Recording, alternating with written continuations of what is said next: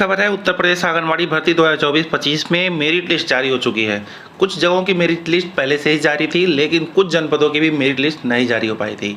उसी के क्रम में आपको बता रहे हैं कुछ ऐसे जनपद हैं जिनकी मेरिट लिस्ट जारी हो चुकी है। मेरिट लिस्ट आपको भी दिखाएंगे थोड़ी देर में। साथ ही आप कैसे उसे डाउनलोड कर पाएंगे, शेयर कर पाएंगे, इसकी भी जानकारी वीडियो में आगे देंगे आपको। किसी भी जिले की मेरिट लिस्ट घर बैठे कैसे देखें, पास फेल वाली जो मेरिट लिस्ट है जिसमें अपात्रों का चयन नहीं हो पाया किसी अपात्रता की वजह से, तो क्या कारण है उसका, उसकी भी जानकारी उसी मेरिट लिस्ट में दी गई है। उसको भी आप डाउनलोड कर पाएंगे, शेयर कर पाएंगे। तो चलिए आपको दिखाते हैं मेरिट लिस्ट, उसके बाद आगे बात करते हैं। देते हैं जिला कार्यक्रम अधिकारी यानी कि DPO हरदोई यानी कि हरदोई जनपद का ये लिस्ट है जिसमें सारी जानकारी दी गई है किसका चयन हुआ है। चयनित अभ्यर्थियों की सूची है। 24 मार्च 2025 के क्रम में सारी जानकारी दी गई है। देख सकते हैं विकास खंड का नाम लेफ्ट साइड में इधर पहली कॉलम में दिया गया है सीरियल नंबर के बाद। यहाँ पे सारे के सारे विकास खंड का नाम है।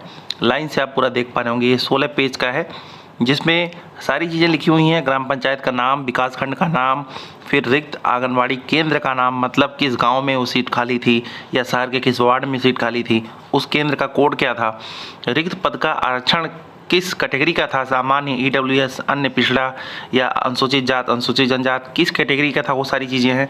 जो चयनित अभ्यर्थी हैं उनका नाम लिखा रहेगा, उनके पिताजी का नाम या उनके पति का नाम लिखा रहेगा, और चयनित अभ्यर्थी की श्रेणी क्या है वो भी जानकारी आपको इसमें दी गई रहेगी। ठीक है, तो सारी जानकारी आप देख सकते हैं यहाँ पे साझा की गई है। दूसरे जनपद का भी मैं आपको चयनित अचयनित वाली लिस्ट वो भी दिखा देता हूँ, जिस कारण से काफ़ी सारे लोगों का चयन नहीं हो पाया, उसको मैं दिखा देता हूँ। और इस लिस्ट को आप कैसे डाउनलोड कर पाएंगे, तो हमारी वेबसाइट से इसे आप डाउनलोड कर पाएंगे और वेबसाइट का लिंक वीडियो के डिस्क्रिप्शन बॉक्स में दिया हुआ है। ये अचयनित अपात्र अभ्यर्थियों की लिस्ट है जो कि जनपद बस्ती का है। बस्ती डिस्ट्रिक्ट के ये ब्लॉक है। ब्लॉक का नाम यहाँ पे देख पा रहे होंगे, यहाँ पे लिखा हुआ है दुबौलिया। ठीक है, 2-3 ऐसे ब्लॉक हैं जिनकी लिस्ट सार्वजनिक की गई है, जिसको मैंने अपने वेबसाइट पे डाल रखा है और वेबसाइट का लिंक वीडियो के डिस्क्रिप्शन बॉक्स दिया हुआ है। देख सकते हैं यहाँ पे नाम और पिता या पति का नाम लिखा हुआ है यहाँ पे, और साथ ही साथ मेरिट कितना स्कोर बना हुआ है, हाई स्कूल, ग्रेजुएशन, इंटर, ये सारी चीज़ें जोड़ करके वो चीज़ें यहाँ पे लिखी हुई हैं।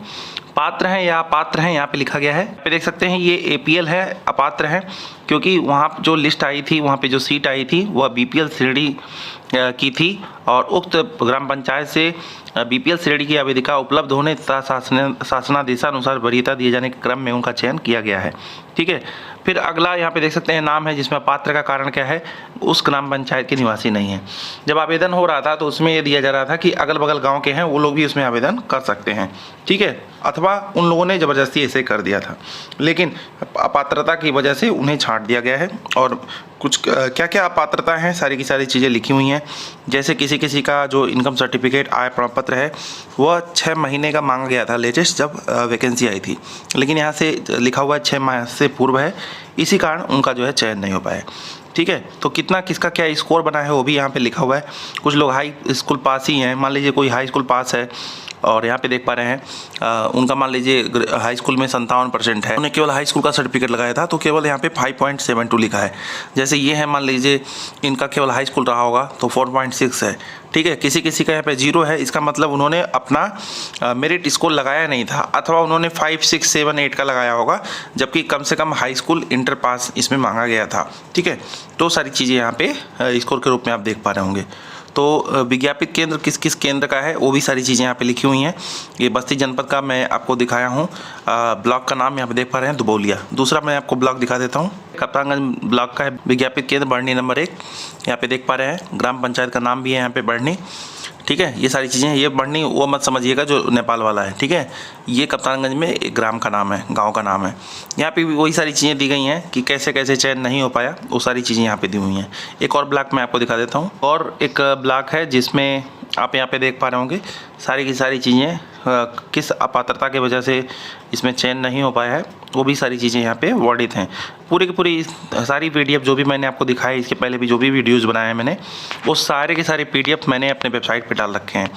अब हमारे वेबसाइट पे आपको बता दें कि उत्तर प्रदेश के 75 जनपद में जहाँ जहाँ की लिस्ट सार्वजनिक की गई है, उन सारे लिस्ट को मैं बारी बारी से अपडेट कर रहा हूँ। कोई जरूरी नहीं वीडियो ही बने, मैं अपने वेबसाइट पे अपडेट कर दे रहा हूँ। हमारी वेबसाइट को आप रेगुलर वॉच करते रहिए और वहाँ पे मैं लिंक जिसका एक्टिवेट कर दे रहा हूँ, उसका यही मतलब है कि लिस्ट सार्वजनिक की गई है, उसके बाद ही वहाँ मैंने लिंक एक्टिवेट किया है।